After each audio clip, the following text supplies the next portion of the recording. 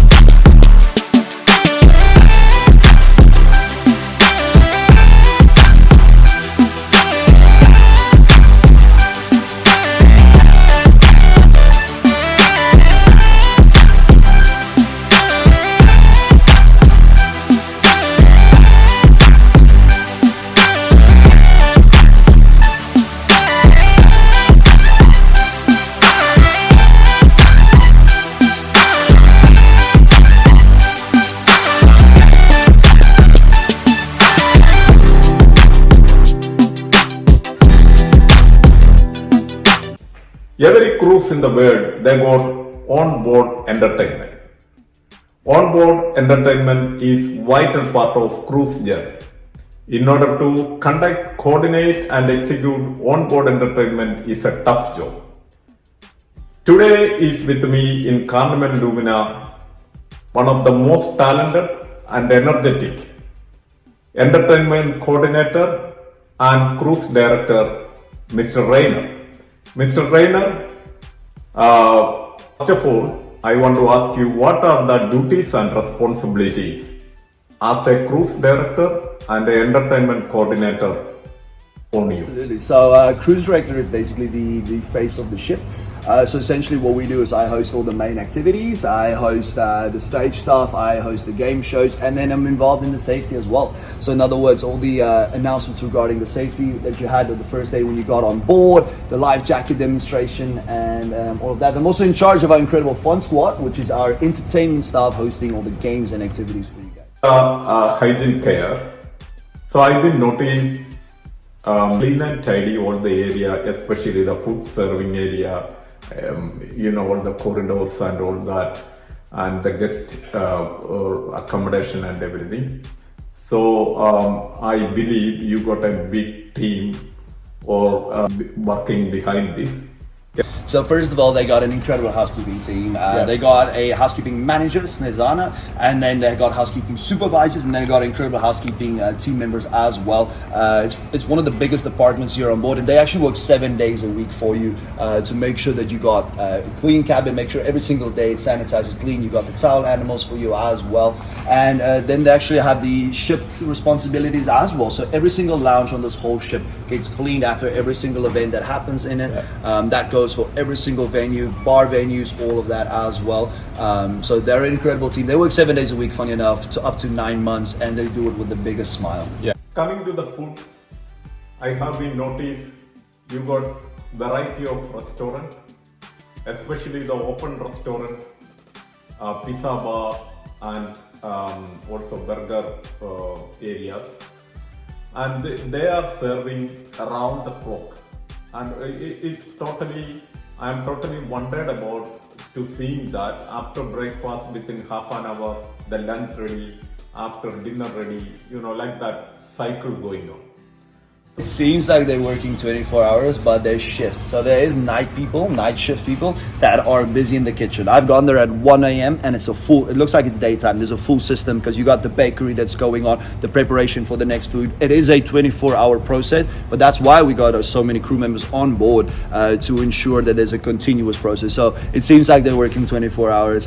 That's how smooth it goes. But luckily they don't. But again, we got a food director on board, a food and beverage director which oversees the big department. But you also got your head chef Prasad from India, absolutely legend of a man, a friendliest guy on board as well. And then he oversees the entire culinary department. which is one of the biggest departments on board, because like you said, it's all about feeding. Everybody eats every half an hour on board a cruise ship. We got Lido, we got Fahrenheit Steakhouse, you got the main dining room, which takes about 1,000 people every sitting. So if you go down there in the culinary team, it is exceptional how fast they are moving about making that food. But they do the preparations from early in the morning all the way through 24/7. Let us come to the entertainment. I've been noticed that your entertainers, especially singers and all that, very talented professionals, and they are delivering this entertainment in a timely manner in various venues. So I just wanted to ask you, like, they are being employed by the cruise or they are on a particular contract? Yeah, so they get hired on an audition basis. So it's actually, my fiance is actually part of them. And how it works is they start off the day of the auditions in the US, Australia, wherever they do their auditions, because there's different locations for them. Then they start off with more than 200 people in that audition, right? And then that immediately gets cut in half within a couple of minutes, because the people already see talented. And then that gets for like a 12-hour day. They do varieties of auditions and they end up with 8 people. So the 8 people you see are selected from over 200 people, depending on how many people show up to the audition. So that's a lot, right? And they come to all over the world. So there's no like, oh, you're from there, from here. It's all over the world. So we got UK, Australia, we got US, we got people from all over the world. South Africa. If you showcase that you got the talent and you are ready for the production show that the ship has to offer, every ship has different shows. So that's kind of how they select you based on, because this ship has rock shows, right? So maybe your voice just isn't great for a rock show, but maybe you're going to be phenomenal in a pop show. Maybe you're going to be phenomenal in a burlesque show. Then there's different ships, different vessels for you. And then their contracts is 6 to 8 months. So 6 months is on a ship, 2 months is spent in rehearsals in Miami. Yeah. So I am in this ship 7 days, and then next a guest coming. So I wanted to know that. So for everyone, this is entertainment is same or different? It depends on the cruise, right? If it's the same cruise, like next cruise is pretty much the same cruise as this cruise, so the entertainment will stay the same. When we do a different cruise, like the cruise after that is going to be a 4-day cruise, and then we do a 3-day cruise. In which case, everything will change. In which case, you'll have less production shows. Obviously, in a 4-day, which you do in a 7-day, I will be doing a little bit less shows as well, because obviously the cruise is a little bit shorter. So then we kind of choose which events is the people enjoy the most, and then we put that into the schedule. A few of your crew members told me this ship going to Alaska. So. Can you please explain me how it's happening? Like you going to be certain months in Brisbane, then going to Alaska, and certain months there, then coming by again, and how it is happening? Can you please explain? It takes us 30 days to get there, first of all. It's called a crossing cruise. Yeah. So what we then do is we go from all the way from here, from Brisbane to Seattle. So Seattle will be the home port. But we're going to go to Japan. We're going to go to a lot of Asian countries, first of all. So we make a big cruise about it. But the cruise in itself is 30 days. Then once we get to Alaska, we're there for the Alaskan season, which normally goes up until October.